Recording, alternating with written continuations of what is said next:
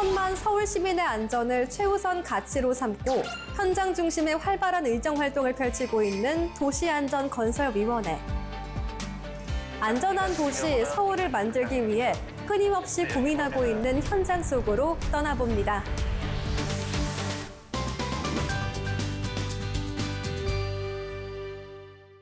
최근 이태원 참사 당시 현장에 투입됐던 소방관들이 잇따라 극단적 선택을 하는 일이 벌어지면서 소방 공무원들의 심리회복 지원을 확대해야 한다는 목소리가 높아지고 있습니다. 소방청이 지난해 소방관 6만여 명을 대상으로 한 조사 결과 외상 후 스트레스 장애, PTSD를 겪고 있는 소방관은 전체의 7%나 됐고 자살 위험군에 속하는 경우도 5.2%로 무려 3,000명에 달했습니다. 이렇게 마음의 병을 앓고 있는 소방관들은 급증하고 있는데 상담 인력은 태부족. 상담사 1인이 연간 779건의 상담을 진행하고 있는 상황입니다. 실질적인 상담을 받았던 분들에 대한 지속률이나 치료 연계율, PTSD 관절 같은 핵심 지표가 전혀 보고가 안 되고 있습니다.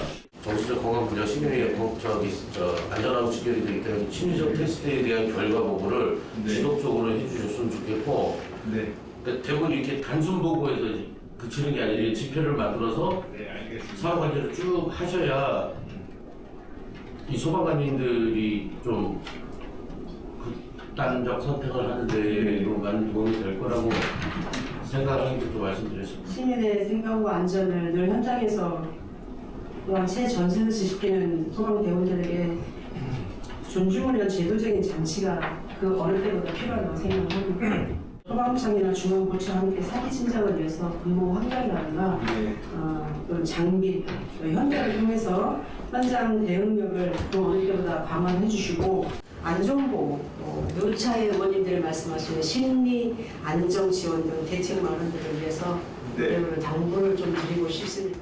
도시안전건설위원회는 소방공무원의 정신건강 지원을 우선순위로 두고 실효적인 제도를 마련할 수 있도록 관계부처와 협의하는 등 적극적으로 나선다는 방침입니다.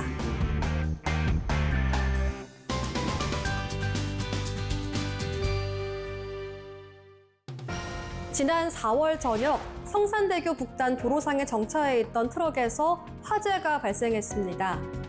차량이 많이 지나다니는 도로라 큰 화재로 이어질 위험이 높았는데요. 당시 비번으로 귀가 중이던 한 소방관이 신속하게 초기 진화에 성공해 큰 피해를 막았습니다. 이처럼 소방대원들은 당번과 비번을 가리지 않고 시민의 안전을 위해 헌신적인 구호 활동을 펼치고 있습니다.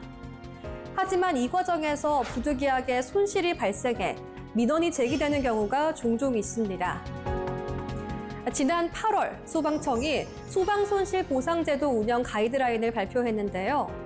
소방공무원이 화재나 구조 현장에서 고의나 중대한 과실 없이 정당한 소방활동을 수행했음에도 불구하고 국민의 생명과 재산 등의 손실을 입혔을 경우 국가가 이를 정당하게 보상한다는 내용입니다.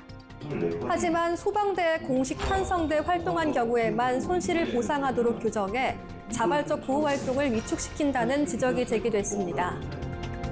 비번의 소방대원이 시민의 안전을 위해 구호 조치를 하는 과정에서 따라서는 물적 피해나 손실이 발생할 수 있는데 이런 경우 도움을 준 소방대원이 비용을 감당해야 한다면 부담이 큰 것 같아요. 또 시민을 위한 구호 행위였다고 인정이 되면 혹시나 발생할 수 있는 손실에 대해 서울시가 보상해야 한다고 생각합니다.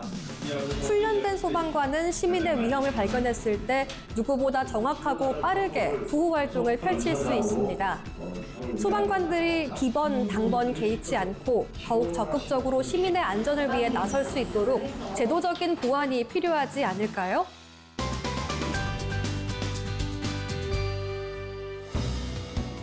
한강에서 일어나는 모든 사고에 24시간 대응하는 소방기관, 바로 순환구조대입니다. 1997년 여의도에 처음 생긴 뒤 현재 뚝섬, 반포, 광나루까지 4개소가 설치돼 운영되고 있는데요. 총 76명의 대원이 배치돼 순환 인명 구조는 물론 수변 순찰과 물놀이 안전사고 예방 등 다양한 임무를 수행하고 있습니다. 도시안전건설위원회는 여의도 순환구조대를 방문해 대원들을 격려하고 순환사고 대비 현황과 구조 실태를 점검했습니다. 한강의 어벤져스라 불리는 순환구조대. 이 중 여의도 순환구조대는 출동 건수가 가장 많은 곳입니다. 순환사고는 골든타임이 4분 내외이기 때문에 사고 발생 시 즉각적인 현장 대응이 무엇보다 중요합니다. 이를 위해서는 전문적인 구조 인력과 최신 장비 체계를 갖춰야만 하는데요. 이번 현장 방문에서는 이와 관계된 다양한 현안들이 논의됐습니다. 여의도 이 구조대가 너무 이게 이제 출동 범위가 넓어서 이제 행주대교에서 마포까지잖아요. 네. 제일 넓죠, 그죠? 예, 그렇습니다. 그 범위가. 네. 그래가지고 중간쯤에 하나 별도의 순환구조대가 필요하지 않냐. 네. 이런 제안을 했었어요. 네. 특별히 이제 여기는 한강이라는 특수한 상황, 물 위에서 이제 구조 활동을 펼치는 거기 때문에 상당히 보도의 훈련이나 또 전문성이 있어야 되거든요. 네. 그런 측면에서 보면 궁극적으로는 이게 좀 인원이 보강이 필요해 보여서 네. 어떤 대책을 세우겠는지. 공통적인 인력 배치랑 이제 한강에 보면은 민간 선박과 시설과 여러 가지의 예산들이 좀 다양해짐에 따라서 조금 더 신경 써서 안전 관리를 좀 충실히 해주셨으면 좋겠습니다.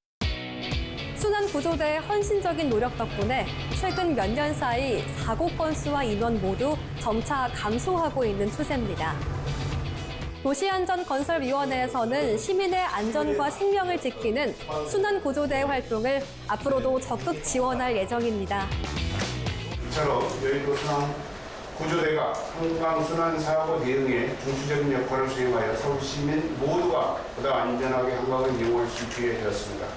집행부에서는 순환 안전사고 예방과 많은 인명 구조를 통해 순환 구조대가 서울 시민의 든든한 버팀목이 될 수 있도록 안전을 기하여 주시기를 당부드리겠습니다. 도시안전건설위원회에서 논의된 안건 중 서울특별시 소방안전 및 응급처치 교육에 관한 조례안, 서울특별시 재난관리기금 조성 지방채 발행 동의안 등 12건의 안건이 본회의에서 통과됐습니다.